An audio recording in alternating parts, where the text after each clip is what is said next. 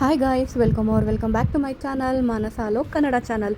ಎಲ್ಲರೂ ಹೇಗಿದ್ದೀರಾ? ನಾನಂತೂ ಸೂಪರ್ ಆಗಿದ್ದೀನಿ. ಆ್ಯಂಡ್ ತುಂಬ ದಿನಗಳಾದಮೇಲೆ ನಿಮ್ಮ ಮುಂದೆ ಬರ್ತಾ ಇದ್ದೀನಿ. ಯೂಟ್ಯೂಬಲ್ಲಿ ವೀಡಿಯೋಗಳನ್ನ ಅಪ್ಲೋಡ್ ಮಾಡಿ ತುಂಬಾ ದಿನಗಳಾಗೋಯಿತು. ಜಾಸ್ತಿ ಇನ್ಸ್ಟಾಗ್ರಾಮ್ನ ಯೂಸ್ ಮಾಡ್ತಿದ್ದೆ. ಆ್ಯಂಡ್ ಇನ್ಸ್ಟಾಗ್ರಾಮ್ನಲ್ಲಿ 30 ಡೇಸ್ ಡೈಲಿ ವ್ಲಾಗ್ ಚಾಲೆಂಜ್ ಅಂತ ಒಂದು ಚಾಲೆಂಜ್ ಕೂಡ ಮಾಡಿ ಸಕ್ಸಸ್ಫುಲಿಯಾಗಿ ಕಂಪ್ಲೀಟ್ ಕೂಡ ಮಾಡಿದೆ. ಸೊ ಹಾಗಾಗಿ ಅದರಲ್ಲಿ ಸ್ವಲ್ಪ ಬ್ಯುಸಿ ಇದ್ದಿದ್ದ ಕಾರಣ ಯೂಟ್ಯೂಬ್ ಕಡೆ ಅಷ್ಟು ಗಮನ ಕೊಡೋದಕ್ಕೆ ಆಗಲಿಲ್ಲ. ಇನ್ಸ್ಟಾಗ್ರಾಮಲ್ಲಿ 30 ಡೇಸ್ ಡೈಲಿ ವ್ಲಾಗ್ ಚಾಲೆಂಜ್ ಅಂತ ಕಂಪ್ಲೀಟ್ ಮಾಡಿ ಅದನ್ನು ಸಕ್ಸಸ್ಫುಲಿಯಾಗಿ ಮುಗಿಸಿದ ಮೇಲೆ ನಾನು ಇವಾಗ ಯೂಟ್ಯೂಬ್ಗೆ ಮತ್ತೆ ಜಾಯ್ನ್ ಆಗ್ತಾ ಇದ್ದೀನಿ. ಅಂದರೆ ಜಸ್ಟ್ ಒಂದು 15 to 20 ಡೇಸ್ ಗ್ಯಾಪ್ ಕೊಟ್ಟಿದ್ದೇನೋ ಅಷ್ಟೇ. ಯಾರೆಲ್ಲ ನೀವು ಇನ್ಸ್ಟಾಗ್ರಾಮ್ನಲ್ಲಿ ಆ ವಿಡಿಯೋಗಳನ್ನ ನೋಡಿಲ್ಲ ಅಂದರೆ ಪ್ಲೀಸ್ ಹೋಗಿ ಚೆಕ್ ಮಾಡಿ. ತುಂಬಾ ವಿಷಯಗಳನ್ನ ಶೇರ್ ಮಾಡ್ಕೊಂಡಿದ್ದೀನಿ. ಧರಣಿ ಧಾತ್ರಿ ಬಗ್ಗೆ ತುಂಬಾ ಇನ್ಫಾರ್ಮೇಷನ್ನ ಕೊಟ್ಟಿದ್ದೀನಿ. ಹೋಗಿ ಒಂದ್ಸತಿ ಚೆಕ್ ಮಾಡಿ. ಆ್ಯಂಡ್ ಇನ್ಸ್ಟಾಗ್ರಾಮ್ ಐ ಡಿ ಏನಂದರೆ ಟ್ವಿನ್ ಗರ್ಲ್ ಧರಣಿ ಆ್ಯಂಡ್ ಧಾತ್ರಿ ಅಂತ. ಹೋಗಿ ಚೆಕ್ ಮಾಡ್ತೀರಲ್ಲ. ಸೊ ಬನ್ನಿ ಇವಾಗ ವೀಡಿಯೋನ ಮುಂದುವರಿಸೋಣ. ನಾನು ಇಲ್ಲಿ ಏನು ಮಾಡ್ತಿದ್ದೀನಿ ಅಂತ ಯಾರಿಗಾದ್ರೂ ಗೊತ್ತಾ? ಮಲೆನಾಡಲ್ಲಿ ಇರೋರಾದರೆ ಇದ್ರ ಬಗ್ಗೆ ನಿಮಗೆ ಗೊತ್ತೇ ಇರುತ್ತೆ. ಬೇರೆ ಕಡೆ ಅಂದರೆ ಇದ್ರ ಐಡಿಯಾನೂ ಕೂಡ ನಿಮಗೆ ಇರೋದಿಲ್ಲ. ಇದನ್ನು ನಾವು ಉಪ್ಪಿನಕಾಯಿಯಾಗಿ ಮಾಡಿಕೊಂಡು ತಿಂತೀವಿ. ಇದರ ಹೆಸರು ಏನು ಅಂದರೆ ಅಮಟೆಕಾಯಿ ಅಂತ ಕರಿತೀವಿ. ತುಂಬಾ ಚೆನ್ನಾಗಿರುತ್ತೆ ಉಪ್ಪಿನಕಾಯಿ ಹಾಕಿದ್ರೆ. ಇದು ಸ್ವಲ್ಪ ಹುಳಿ ಅಂಶ ಇರುತ್ತೆ. ಇದಕ್ಕೆ ಚೆನ್ನಾಗಿ ಉಪ್ಪು ಖಾರ ಬಿದ್ದುಬಿಟ್ರಂತೂ ಇದ್ರ ರುಚಿ ಹೇಳೋದೇ ಬೇಡ. ಬೇಳೆ ಸಾರು ಅನ್ನೋಗೆ ಅಥವಾ ತಿಳಿ ಸಾರು ಅನ್ನೋಗೆ ಇದಂತೂ ಸಖತ್ ಕಾಂಬಿನೇಷನ್ ಈ ಉಪ್ಪಿನಕಾಯಿ. ಹಾಗೆ ಕೂಡ ತಿಂದು ಖಾಲಿ ಮಾಡಿಬಿಡ್ಬೋದು, ಅಷ್ಟು ಚೆನ್ನಾಗಿರುತ್ತೆ. ಇದು ಏನಂದರೆ ಚಿಗುರು, ಈ ಚಿಗುರೋ ಕಾಲದಲ್ಲಿ ಬರುತ್ತೆ ಇದು. ಸೊ ಇದ್ರ ಮೊಗ್ಗು ಮತ್ತು ಹೂವನ್ನ ಉಪಯೋಗಿಸ್ಕೊಳ್ತೀವಿ. ಅದ್ರ ಜೊತೆಗೆ ಎಳೆಯ ಆಗಿರುವಂತಹ ಕಡ್ಡಿನೂ ಕೂಡ ಉಪಯೋಗಿಸ್ಕೊಳ್ತೀವಿ. ಕ್ಲೀನಾಗಿ ಇದನ್ನು ಚಿಕ್ಕದಾಗಿ ಮುರ್ಕೊಂಡು ಎಷ್ಟು ಉದ್ದ ಬೇಕೋ ಅಷ್ಟುದ್ದಕ್ಕೆ ಕಟ್ ಮಾಡಿಕೊಂಡು ಆಮೇಲೆ ಒಂದು ಸತಿ ನೀರಿಂದ ಕ್ಲೀನಾಗಿ ವಾಶ್ ಮಾಡ್ಕೋಬೇಕು. ಸುಮ್ಮನೆ ಹಾಗೆ ಅಜ್ಜಿ ತೆಗೆದ್ರೆ ಸಾಕು. ಇಲ್ಲಾಂದರೆ ಇದರಲ್ಲಿರೋ ಹೂಗಳು ಮತ್ತು ಮೊಗ್ಗಳೆಲ್ಲನೂ ಉದ್ರೋಗೋ ಚಾನ್ಸಸ್ ಜಾಸ್ತಿ ಇರುತ್ತೆ. ಹಾಗಾಗಿ ಸುಮ್ಮನೆ ನೀರಲ್ಲಿ ಹಾಕಿ ಅದ್ದಿ ತೆಗೆದುಬಿಟ್ರೆ ಸಾಕು. ಆಮೇಲೆ ಒಂದೇ ಒಂದು ನೆರಳಲ್ಲಿ ಕ್ಲೀನಾಗಿ ಒಣಗಿಸ್ಕೊಂಡ್ಬಿಟ್ರೆ ಆಯಿತು. ಯಾಕಂದರೆ ಇದರಲ್ಲಿ ಒಂಚೂರು ನೀರಿನ ಅಂಶ ಇರಬಾರ್ದು. ಹೊರಗಡೆನೇ ಸ್ಟೋರ್ ಮಾಡೋದ್ರಿಂದ ನೀರಿದ್ರೆ ಬೇಗ ಕೆಟ್ಟೋಗುತ್ತೆ. ಇಲ್ಲ ಅಂದರೆ ಒಂದು ತಿಂಗಳು ಗಂಟ ಇಟ್ಕೊಂಡು ತಿನ್ಕೋಬೋದು. ತುಂಬಾ ರುಚಿಯಾಗಿರುತ್ತೆ. ಈ ಅಮಟೆಕಾಯಿ ಉಪ್ಪಿನಕಾಯಿನ ಮಾಡೋದನ್ನ ಸಿಂಪಲ್ಲಾಗಿ ಎಕ್ಸ್ಪ್ಲೇನ್ ಮಾಡಿಬಿಡ್ತೀನಿ ಕೇಳಿ. ಕ್ಲೀನಾಗಿ ತೊಟ್ಟನೆಲ್ಲ ಮುರ್ಕೊಂಡು ಒಂದು ಸತಿ ನೀರಲ್ಲಿ ಅಜ್ಜಿ ತೊಳೆದ್ಬಿಟ್ಟು ಆಮೇಲೆ ಅದನ್ನು ನೀಟಾಗಿ ನೆರಳಿನಲ್ಲಿ ಒಣಗಿಸ್ಕೋಬೇಕು, ಒಂಚೂರು ನೀರಿಲ್ದ ಹಾಗೆ. ಆಮೇಲೆ ಇದಕ್ಕೆ ರುಚಿಗೆ ತಕ್ಕಷ್ಟು ಉಪ್ಪನ್ನ ಹಾಕಬೇಕು. ಒಂದು 2-3 ಸ್ಪೂನ್ ಎಕ್ಸ್ಟ್ರಾನೇ ಹಾಕಬೇಕು. ನೋಡಿ ಹೇಗೆ ತಿಂತಾ ಇದ್ದೀನಿ ನಾನು. ಆ ಉಪ್ಪು ಹಾಕಿರೋದೇ ಅಷ್ಟು ರುಚಿಯಾಗಿರುತ್ತೆ, ಯಾಕಂದರೆ ಕಾಯಿ ಹುಳಿ ಇರೋದ್ರಿಂದ. ನೆಕ್ಸ್ಟ್ ಇದಕ್ಕೆ ಉಪ್ಪು ಹಾಕಿ 1 ಅವರ್ ನೆನೆಸಿದ ಮೇಲೆ ಕ್ಲೀನಾಗಿ ಒಂದು ಸ್ವಲ್ಪ ನೀರು ಬಿಟ್ಕೊಂಡಿರುತ್ತೆ. ಅದಾದಮೇಲೆ 1-2 ಫುಲ್ ಬೆಳ್ಳುಳ್ಳಿನ ಕ್ಲೀನಾಗಿ ಸಿಪ್ಪೆ ತೆಗೆದ್ಬಿಟ್ಟು ಒಂದು ಚೂರು ಜಜ್ಜಿಬಿಟ್ಟು ಅದಕ್ಕೆ ಹಾಕಬೇಕಾಗುತ್ತೆ. ಯಾಕಂದರೆ ತುಂಬಾ ಚೆನ್ನಾಗಿ ಟೇಸ್ಟ್ ಕೊಡುತ್ತೆ ಈ ಬೆಳ್ಳುಳ್ಳಿ ಅದಕ್ಕೆ. ಆಮೇಲೆ ಒಂದು ಫುಲ್ ಉಪ್ಪಿನಕಾಯಿ ಖಾರನ ತಂದು ಹಾಕ್ತಾ ಇದ್ದೀನಿ, ಯಾಕಂದರೆ ಮನೆಯಲ್ಲಿ ಬೇರೆ ಖಾರ ಇರಲಿಲ್ಲ ಹಾಗಾಗಿ. ಸೊ ಹೀಗೆ ಉಪ್ಪು ಖಾರ ಎರಡನ್ನೂ ಹಾಕಿ ಕ್ಲೀನಾಗಿ ಒಂದು ದಿನ ಮುಚ್ಚಿಡಬೇಕಾಗುತ್ತೆ. ಆವಾಗ ಕ್ಲೀನಾಗಿ ಮಿಕ್ಸ್ ಆಗಿರುತ್ತೆ. ಇದೆಲ್ಲ ಆದಮೇಲೆ ಎಣ್ಣೆನ ಬಿಸಿ ಮಾಡಿ ಅದಕ್ಕೆ ಸಾಸಿವೆ ಹಾಕ್ಕೊಂಡು ಸ್ವಲ್ಪ ಹಿಂಗ ಹಾಕ್ಕೊಂಡು ಚಟಪಟ ಅಂದಮೇಲೆ ಇದಕ್ಕೆ ತೆಗೆದು ಎಣ್ಣೆನ ಹಾಕಿ ಕ್ಲೀನಾಗಿ 8 ಬಾಕ್ಸಲ್ಲಿ ಮುಚ್ಚಿಟ್ರೆ ಸಾಕು. ಸಖತ್ತಾಗಿರೋ ಅಂತ ಅಮಟೆಕಾಯಿ ಉಪ್ಪಿನಕಾಯಿ ರೆಡಿ ಆಗಿಬಿಡುತ್ತೆ. ಅಂಗಡಿ ಆರದು ಅಯ್ಯ ಖುಷಿಯಾಗಾಯ್ತು. ಎದ್ರ ಎಲ್ಲ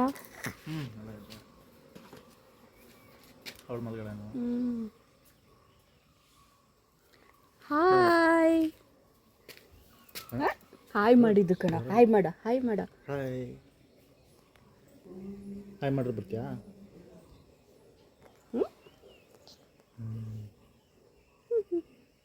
ನೋಡಿ ನಮ್ಮ ಊರಲ್ಲಿ ವೆದರು ಬೆಳಗ್ಗೆನೆ ಎಷ್ಟು ಸಖತ್ತಾಗಿರುತ್ತೆ. ಸೊ ಇನ್ನು ನಾವು ಊರಿಗೆ ಬಂದಿದ್ದು ಯಾಕೆ ಅನ್ನೋ ಕಥೆನ ಹೇಳ್ತೀನಿ. ಏನಂದರೆ ಇದು ನಮ್ಮೂರಿನ ದೇವಸ್ಥಾನ. ನೀವು ತುಂಬ ಸತಿ ನೋಡಿರ್ತೀರ. ಈ ದೇವಸ್ಥಾನದಲ್ಲಿ ಇವಾಗ ಸುಗ್ಗಿ ಹಬ್ಬ ನಡೀತಾ ಇದೆ. ಹೌದು, ಯುಗಾದಿ ಹಬ್ಬ ಹಾಗೆ ಒಂದು 15-20 ದಿನ ಆದಮೇಲೆ ಬರೋ ಅಂಥ ಶನಿವಾರ ಭಾನುವಾರ ಸುಗ್ಗಿ ಹಬ್ಬ ಮಾಡ್ತೀವಿ. ವರ್ಷಕ್ಕೊಂದು ಸತಿ ಮಾಡೋದ್ರಿಂದ ಎಲ್ಲರೂ ಬಂದು ಸೇರ್ಕೊಳ್ತೀವಿ. ಊರವರೆಲ್ಲರೂ, ಅವ್ರ ನೆಂಟರು, ಊರಿಂದ ಹೊರಗಡೆ ಇರೋವಂಥ ಜನಗಳು ಎಲ್ಲರೂ ಬಂದು ಸೇರಿಕೊಂಡು ಸಖತ್ತಾಗಿ ಹಬ್ಬ ಮಾಡಿಕೊಂಡು ಎಂಜಾಯ್ ಮಾಡ್ತೀವಿ. ಆ ಸುಗ್ಗಿ ಅಮ್ಮನ್ನ ನಮಸ್ಕಾರ ಮಾಡ್ಕೊಳ್ತೀವಿ. ಇದು ಸುಗ್ಗಿ ಹಬ್ಬದ ಬೆಳಗ್ಗೆನೇ ದಿನದ ವಿಡಿಯೋ ಆಗಿರುತ್ತೆ. ನಾವಿವತ್ತು ಬೆಳಗ್ಗೆ ಬಂದಿದ್ದೀವಿ, 11-12 ಗಂಟೆ ಆಗಿದೆ. ಏನಂದರೆ ನಾವು ಪಾಪು ಆದಮೇಲೆ ಬಂದು ಮಡ್ಲಕ್ಕಿ ಸೀರೆನ ಕೊಡ್ತೀವಿ ಅಂತ ಅಂದ್ಕೊಂಡಿದ್ವಿ. ಹಾಗಾಗಿ ಬಂದಿದ್ದೀವಿ ತೊಗೊಂಡು ಮಡ್ಲಕ್ಕಿ ಸೀರೆ ಬಳೆ ಎಲ್ಲನೂ ತೊಗೊಂಡು. ಸೊ ಇದನ್ನು ಕೊಟ್ಟು ದೇವ್ರಿಗೆ ನಮಸ್ಕಾರ ಮಾಡೋಣ ಅಂತ ಬಂದ್ವಿ.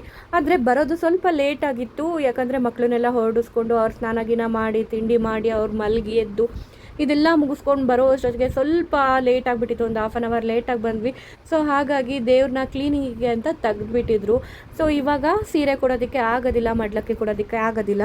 ಸೊ ಅದಕ್ಕೆ ಅಲ್ಲಿನ ಐನೂರು ಹೇಳಿದ್ರು, ಇಲ್ಲೇ ಇಟ್ಟೋಗಿ, ಹೆಂಗೋ ಸಂಜೆ ಬರ್ತಿರಲ್ಲ ಸ್ವಲ್ಪ ಬೇಗ ಬಂದು ಮಡ್ಲಕ್ಕಿನ ಕೊಟ್ಬಿಟ್ಟು ದೇವರಿಗೆ ನಮಸ್ಕಾರ ಮಾಡ್ಕೊಂಡು ಹೋಗಿ, ಎಲ್ಲ ಕೊಡೋರು ಬಂದಿರ್ತಾರೆ ಆವಾಗಲೇನೆ ಅಂತ ಹೇಳಿದ್ರು. ಹಾಗಾಗಿ ಸೀರೆ ಮಡ್ಲಕ್ಕಿನೆಲ್ಲ ಅಲ್ಲೇ ಇಟ್ಬಿಟ್ಟು ನಾವು ಆಚೆ ಬಂದ್ವಿ.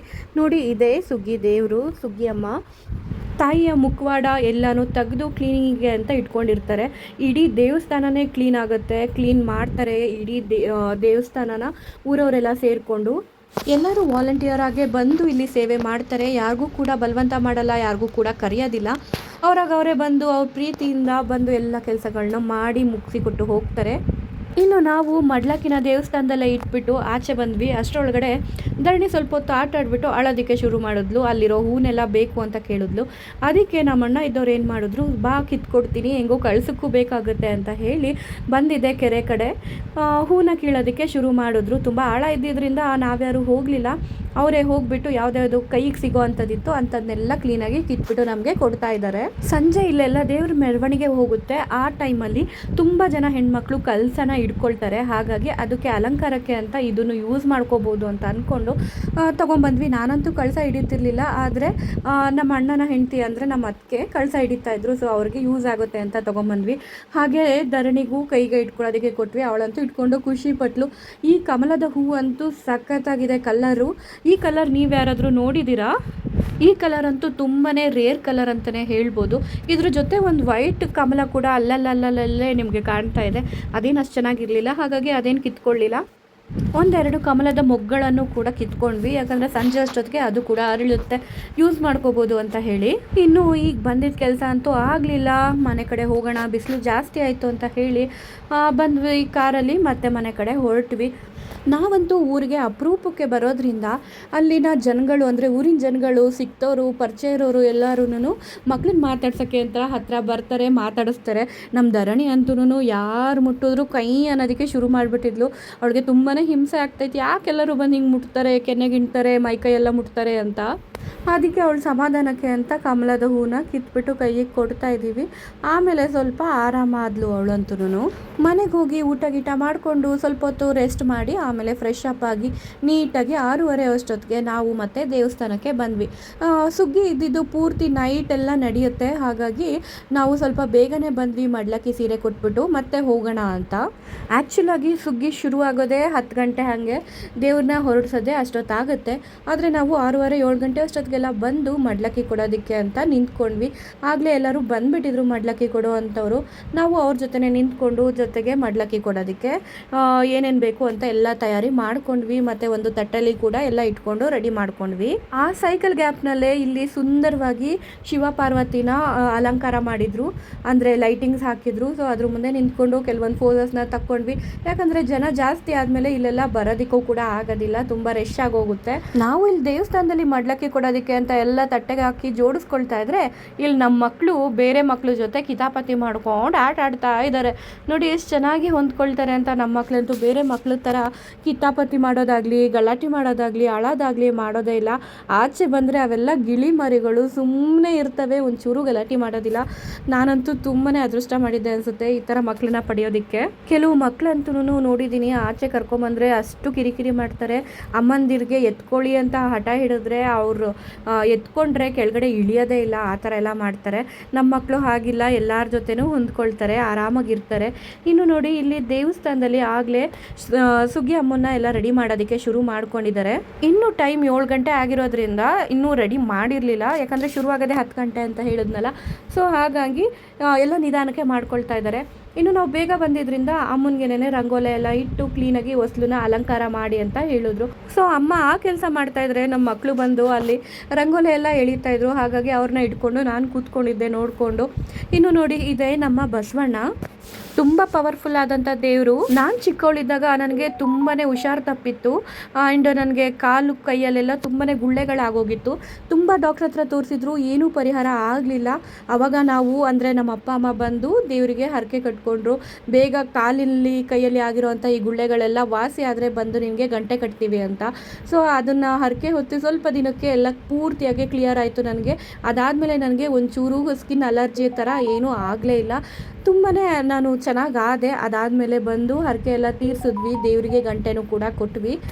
ಇನ್ನು ಇಲ್ಲಿ ಶಿವನ ನೋಡಿ ಎಷ್ಟು ಚೆನ್ನಾಗಿ ಅಲಂಕಾರ ಮಾಡಿದ್ದಾರೆ ಅಂತ ತುಂಬಾ ಅದ್ಭುತವಾಗಿ ಕಾಣ್ತಾ ಇತ್ತು ದೇವ್ರಂತೂ. ನಮ್ಮ ಧರಣಿ ಅಂತೂ ದೇವರಿಗೆ ನಮಸ್ಕಾರ ಮಾಡೋದನ್ನ ಕಲ್ತ್ಬಿಟ್ಟಿದ್ದಾಳೆ. ಹಾಗಾಗಿ ದೇವ್ರು ಕಂಡಿದ ತಕ್ಷಣ, ದೀಪ ಕಂಡಿದ ತಕ್ಷಣ ಹೋಗಿ ನಮಸ್ಕಾರ ಮಾಡ್ಕೊಳ್ತಾನೆ ಇರ್ತಾಳೆ.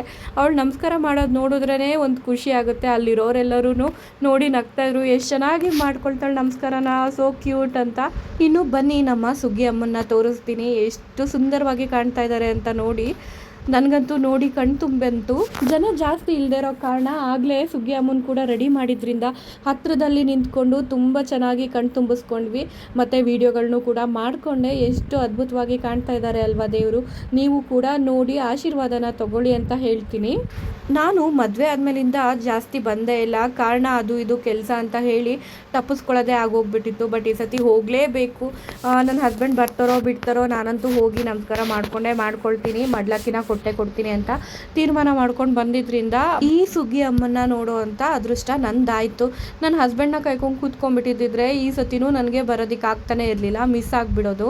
ನಮ್ಮ ಮಕ್ಕಳು ಧರಣಿ ದಾತ್ರಿ ಇಬ್ರಿಗೂ ಕೂಡ ತಾಯಿಯ ಆಶೀರ್ವಾದ ಸಿಕ್ಕಿದೆ, ಅದಂತೂ ಖುಷಿ ಪಡುವಂಥ ವಿಷಯ ಅಲ್ವಾ. ಇನ್ನು ನಮ್ಮೂರಲ್ಲಿ ಓದಿರೋ ಅಂತ ಅಂದರೆ ನನ್ನ ಫ್ರೆಂಡ್ಸ್ಗಳು, ಅಂದರೆ ಹೈಸ್ಕೂಲಲ್ಲಿ ಒಟ್ಟಿಗೆ ಓದಂಥ ನನ್ನ ಫ್ರೆಂಡ್ಸ್ಗಳು ತುಂಬಾ ಜನ ಸಿಕ್ಕಿದ್ರು. ಅದಂತೂ ಇನ್ನೂ ಖುಷಿಯಾದಂಥ ವಿಷಯ. ಯಾಕಂದರೆ ನಾನು ಹೈಸ್ಕೂಲಲ್ಲಿ ಅವ್ರನ್ನ ನೋಡಾದ್ಮೇಲಿಂದ ಅವ್ರನ್ನ ನಾನು ಮೀಟು ಆಗಿರಲಿಲ್ಲ, ಮತ್ತು ಯಾವುದೂ ಸೋಷಿಯಲ್ ಮೀಡಿಯಾಗಳಲ್ಲೂ ಕೂಡ ಅವರು ನನಗೆ ಟಚ್ಚಲ್ಲಿ ಇರಲಿಲ್ಲ. ಸೊ ಅವ್ರನ್ನ ನೋಡಿ ನನಗಂತೂ ತುಂಬಾ ಖುಷಿ ಆಯಿತು. ಮಾತಾಡಿದ್ವಿ, ಹರಟೆ ಹೊಡಿದ್ವಿ, ಎಲ್ಲ ಚೆನ್ನಾಗಿತ್ತು. ಆಮೇಲೆ ಕೆಲವೊಬ್ರದ್ದು ನನಗೆ ಹೆಸರೇ ಮರ್ತೋಗ್ಬಿಟ್ಟಿತ್ತು. ಬಟ್ ಅವ್ರ ಮುಖ ಪರಿಚಯ ನನಗಿದ್ದಿದ್ದರಿಂದ ಹೋಗಿ ಮಾತನಾಡಿಸ್ದೆ. ಅವ್ರಿಗೆಲ್ಲ ನಾನು ಚೆನ್ನಾಗಿ ಪರಿಚಯ ಇದ್ದೆ, ಯಾಕಂದರೆ ನಾನು ಸೋಷಿಯಲ್ ಮೀಡಿಯಾದಲ್ಲಿ ಆ್ಯಕ್ಟಿವ್ ಆಗಿರೋದ್ರಿಂದ ಎಲ್ಲರೂ ನನ್ನ ಫಾಲೋವರ್ಸ್ ಆಗಿದ್ದರು. ಮತ್ತು ವೀಡಿಯೋಸ್ನ ನೋಡ್ತಾ ಇದ್ದಿದ್ದರಿಂದ ಅವ್ರಿಗೆ ನನ್ನ ಬಗ್ಗೆ ಆಗಲಿ ನನ್ನ ಮಕ್ಕಳ ಬಗ್ಗೆ ಆಗಲಿ ಎಲ್ಲರೂ ಚೆನ್ನಾಗಿ ಗೊತ್ತಿತ್ತು. ಹಾಗಾಗಿ ಕರೆದು ಮಾತಾಡಿಸ್ತಾಯಿದ್ರು. ಇನ್ನು ನೆಂಟರುಗಳು ಮತ್ತು ಫ್ಯಾಮಿಲಿ ಫ್ರೆಂಡ್ಸ್ಗಳು ಎಲ್ಲರೂ ಕೂಡ ತುಂಬ ದಿನ ಆದಮೇಲೆ ನನ್ನ ನೋಡ್ತಿದ್ದರಿಂದ ಬಂದು ಎಲ್ಲರೂ ಕ್ಲೀನಾಗಿ ಮಾತಾಡಿಸಿದ್ರು, ಪ್ರೀತಿ ಕೊಟ್ಟರು. ಮತ್ತು ಮಕ್ಕಳನ್ನ ಎತ್ಕೊಳ್ಳೋದಕ್ಕೆ ಅಂತ ಬಂದರು. ಅವಂತೂ ಯಾರ ಹತ್ರ ಹೋಗಲಿಲ್ಲ, ಆದ್ರೂ ಚೆನ್ನಾಗಿತ್ತು ಒಂಥರ. ಇನ್ನು ನೋಡಿ, ನಾನು ಇಲ್ಲಿ ತಾಯಿಗೆ ಸೀರೆ ಮತ್ತು ಮಡ್ಲಕ್ಕಿನ ಕೊಡ್ತಾ ಇದ್ದೀನಿ. ಈ ಎಲ್ಲ ಕೆಲಸಗಳನ್ನು ನಾನು ಸಂಪ್ರದಾಯವಾಗಿ ಮಾಡಿದ್ರಿಂದ ಏನೋ ಒಂಥರ ಮನಸ್ಸಿಗೆ ಸಮಾಧಾನ. ಹಬ್ಬ ಇಷ್ಟು ದಿನಗಳಿಂದ ಮಾಡಬೇಕಾಗಿದ್ದು ಅಂತ ಒಂದು ಕೆಲಸ ಇವತ್ತು ಪೂರ್ತಿ ಆಗಿದೆ, ದೇವರ ಆಶೀರ್ವಾದ ನನಗೆ ಸಿಕ್ಕಿದೆ ಅಂತ ಏನೋ ಒಂಥರ ನೆಮ್ಮದಿ, ಸಂತೋಷ ಎಲ್ಲ ತುಂಬಿಕೊಂಡಿತ್ತು. ನಾನಂತೂ ಆ ದೇವರಲ್ಲಿ ಕೇಳ್ಕೊಳ್ಳೋದೊಂದೇ, ನನ್ನ ಮಕ್ಕಳು ಆರೋಗ್ಯವಾಗಿ ಮತ್ತು ಖುಷಿಯಾಗಿ ಬೆಳಿಬೇಕು ಅಂತ. ಅವರು ಏನನ್ನ ಕೇಳ್ತಾರೆ ಅದನ್ನು ಕೊಡಿಸೋ ಅಂಥ ಯೋಗ್ಯತೆ ನಮಗೆ ಬರಬೇಕು ಅಂತ. ಅಂದರೆ ಮಕ್ಕಳು ಏನೇ ಕೇಳಿದ್ರು ಅದು ಅಯ್ಯೋ ಆಗೋದಿಲ್ಲ, ನನ್ನ ಕೈಲಿ ಆಗೋದಿಲ್ಲ, ದುಡ್ಡಿಲ್ಲ, ಈ ಥರ ವಿಷಯಗಳು ಬರಲೇಬಾರ್ದು. ಆ ಥರ ನಮ್ಮನ್ನ ಇಡಬೇಕು ದೇವರು ಅನ್ನೋದನ್ನೇ ನಾನು ಕೇಳ್ಕೊಳ್ಳೋದು. ಮತ್ತು ಮಕ್ಕಳಿಗೂ ಅಷ್ಟೇ ಆಯಸ್ಸು, ಆರೋಗ್ಯ, ನೆಮ್ಮದಿ, ಸುಖ ಎಲ್ಲನೂ ಸಿಗಲಿ ಅಂತ ನಾನು ಕೇಳ್ಕೊಳ್ತಾ ಇದ್ದೆ. ಇನ್ಮೇಲಿಂದ ಆದರೂ ಪ್ರತಿ ವರ್ಷ ಬಂದು ದೇವರಿಗೆ ಪೂಜೆ ಮಾಡಿಸ್ಕೊಂಡು ಹೋಗಬೇಕು ಅಂತ ಅಂದ್ಕೊಂಡಿದ್ದೀನಿ. ನೋಡಬೇಕು ಹೇಗಾಗುತ್ತೆ ಅಂತ, ಯಾಕಂದರೆ ಯಾವುದು ನಮ್ಮ ಕೈಲಿ ಇರೋದಿಲ್ಲ ಅಲ್ವಾ. ಈ ವರ್ಷ ಅಂತೂ ನಾನು ಫ್ರೀ ಆಗಿದ್ದೆ, ಬಂದೆ. ಮುಂದಿನ ವರ್ಷ ಕೆಲ್ಸಕ್ಕೆ ಹೋಗಿರ್ತೀನೋ ಅಥವಾ ಮನೇಲೇ ಇರ್ತೀನೋ ಗೊತ್ತಿಲ್ಲ, ಏನು ನಡೆಯುತ್ತೆ, ಹೇಗಿರುತ್ತೋ ಜೀವನ ಅಂತಲೂ ಗೊತ್ತಿಲ್ಲ. ಬಟ್ ದೇವ್ರ ಕೈಯಲ್ಲಿದೆ ನಮ್ಮನ್ನು ಕರೆಸ್ಕೊಳ್ಳೋದು ಬಿಡೋದು. ನೋಡೋಣ, ಆ ದೇವರು ಹೇಗಿಡ್ತಾನೋ ಹಾಗೆ ನಡೀತೀವಿ ಅಷ್ಟೇ ನಾವು. ಇನ್ನು ಇಷ್ಟೆಲ್ಲ ಆಗುವಷ್ಟರೊಳಗಡೆ 9:30 10 ಗಂಟೆ ಆಗಿಬಿಟ್ಟಿತ್ತು. ಸೊ ಇಲ್ಲಿಂದ ಆಚೆ ಬಂದು ಹೊರಗಡೆ ಬಂದು ನೋಡೋ ಅಷ್ಟೊತ್ತಿಗೆ ಎಲ್ಲ ಜನಗಳು ತುಂಬ್ಕೊಂಡ್ಬಿಟ್ಟಿದ್ರು. ಎಲ್ಲ ಅವ್ರವ್ರ ಸೀಟ್ನ ಎಲ್ಲ ಇಟ್ಕೊಂಡ್ಬಿಟ್ಟು ಕೂತಿದ್ರು. ಯಾಕಂದರೆ ಕಟ್ಟೆ ದೇವರು ಸುತ್ತೋದ್ರಿಂದ ಕಟ್ಟೆಗಳ ಮೇಲೆ ಆರಾಮಾಗಿ ಸೀಟ್ ಹಾಕ್ಕೊಂಡು ಕೂತ್ಕೊಂಡ್ಬಿಡ್ತಾರೆ ಎಲ್ಲ ಜನಗಳು. ಹಾಗಾಗಿ ಅಲ್ಲೂ ನಾವು ಕೂಡ ಒಂದು ಸೀಟ್ನ ರೆಡಿ ಮಾಡಿಕೊಂಡು ಕೂತ್ಕೊಳ್ಳೋಣ ಅಂತ ಹೋದ್ವಿ. ಅಷ್ಟರೊಳಗಡೆ ನನ್ನ ಅತ್ತೆ ಕೂಡ ಬಂದಿದ್ದರಿಂದ ಅವ್ರು ನಮಗೆ ಸೀಟ್ನ ಇಟ್ಕೊಂಡಿದ್ರು. ನಮ್ಮ ದಾತ್ರಿನ ಅವ್ರ ಕೈಲಿ ಒಪ್ಪಿಸ್ಬಿಟ್ಟು ನಾನು ಆರಾಮಾಗಿ ದೇವ್ರನ್ನ ನೋಡ್ಕೊಂಡು ಕೂತ್ಕೊಂಡ್ಬಿಟ್ಟೆ. ಜನ ಇಷ್ಟೇ ಅಲ್ಲ, ಇನ್ನೂ ಕೂಡ ಬರ್ತಾರೆ. ಫುಲ್ ಜನ ತುಂಬಿಡ್ತಾರೆ, ದೇವರು ಕೂಡ ಕಾಣೋದಿಲ್ಲ, ಆ ಥರ ತುಂಬ್ಕೊಳ್ತಾರೆ. ಹಾಗಾಗಿ ಮುಂಚೆನೇ ಬಂದು ಕೂತ್ಕೊಂಡಿರೋದ್ರಿಂದ ನಾವು ಈಗ ಆರಾಮಾಗಿ ದೇವ್ರನ್ನ ನೋಡ್ಬೋದು. ನೋಡಿ, ಈ ಕಟ್ಟೆ ಇದೆಯಲ್ಲ, ಈ ಕಟ್ಟೆ ಸುತ್ತನೂ ದೇವರು ಸುತ್ತುತ್ತೆ. ಒಂದು 3 ರಿಂದ 5 ಸುತ್ತೇನೋ ಸುತ್ತಬಹುದು. ನಾನು ಅಷ್ಟು ಗಮನಿಸಲಿಲ್ಲ ಎಷ್ಟು ಸುತ್ತಿತ್ತು ಅಂತ. ಆ್ಯಂಡ್ ಅದ್ರ ಹಿಂದೆ ಕಳಸ ಹಿಡ್ದಿರೋ ಅಂಥ ಹೆಣ್ಮಕ್ಳು ಓಡಾಡ್ತಾರೆ. ಆಮೇಲೆ ಅವ್ರ ಹಿಂದೆ ಬಿಲ್ಲು ಅಂತ ರೆಡಿ ಮಾಡ್ಕೊಳ್ತಾರೆ. ಬಿದ್ರಿಂದ ಹೂಗಳನ್ನೆಲ್ಲ ಸುತ್ತಿ ಅಲಂಕಾರ ಮಾಡಿ ಅದನ್ನು ಹಿಡ್ದಿರೋ ಅಂಥ ಗಂಡು ಮಕ್ಕಳು ಅವ್ರ ಹಿಂದೆ ನಡ್ಕೊಂಡು ಹೋಗ್ತಾರೆ, ಸುತ್ತುತ್ತಾರೆ. ಅದೆಲ್ಲ ಆದಮೇಲೆ ಇಲ್ಲಿ ನಮ್ಮ ಪಕ್ಕದಲ್ಲಿ ಇರೋ ಅಂಥ ಒಂದು ಗುಡಿನಲ್ಲಿ ಬಂದು ಆ ದೇವ್ರನ್ನ ಕೂರಿಸ್ತಾರೆ. ಆಮೇಲೆ ಇಡೀ ರಾತ್ರಿ ಎಲ್ಲ ಕೂಡ ತಮಟೆ ವಾದ್ಯ ಎಲ್ಲ ಹಾಕ್ಕೊಂಡು ಚೆನ್ನಾಗಿ ಕುಣಿತಾರೆ, ಡ್ಯಾನ್ಸ್ ಮಾಡ್ತಾರೆ. ಮಕ್ಕಳಿಂದ ಹಿಡಿದು ದೊಡ್ಡವರು, ಹೆಣ್ಮಕ್ಳು ಎಲ್ಲರೂ ಕೂಡ ಡ್ಯಾನ್ಸ್ ಮಾಡ್ತಾರೆ. ಸೊ ಅದಂತೂ ನೋಡೋದಕ್ಕೆ ಚೆನ್ನಾಗಿರುತ್ತೆ. ಆ ಎಲ್ಲ ಡೀಟೇಲ್ಸ್ನು ನಿಮಗೆ ಮುಂದಿನ ವ್ಲಾಗಲ್ಲಿ ಕೊಡ್ತೀನಿ. ಅಲ್ಲಿ ತನಕ ನನ್ನ ವ್ಲಾಗ್ನ ನೋಡಿ ಇಷ್ಟ ಆಗಿದ್ದರೆ ಲೈಕ್ ಮಾಡಿ, ಶೇರ್ ಮಾಡಿ ಮತ್ತು ಕಮೆಂಟ್ ಮಾಡಿ. ಇನ್ನು ನಿಮ್ಮ ಮುಂದೆ ನಾನು ವೀಡಿಯೋಗಳನ್ನ ಹಾಕ್ತಾ ಇರ್ತೀನಿ. ನನಗೆ ಎನ್ಕರೇಜ್ ಮಾಡಿ ಅಂತ ಕೇಳ್ಕೊಳ್ತಾ ಈ ವಿಡಿಯೋನ ಇಲ್ಲಿಗೆ ಮುಗಿಸ್ತಾ ಇದ್ದೀನಿ. ಓಕೆ, ಬಾಯ್.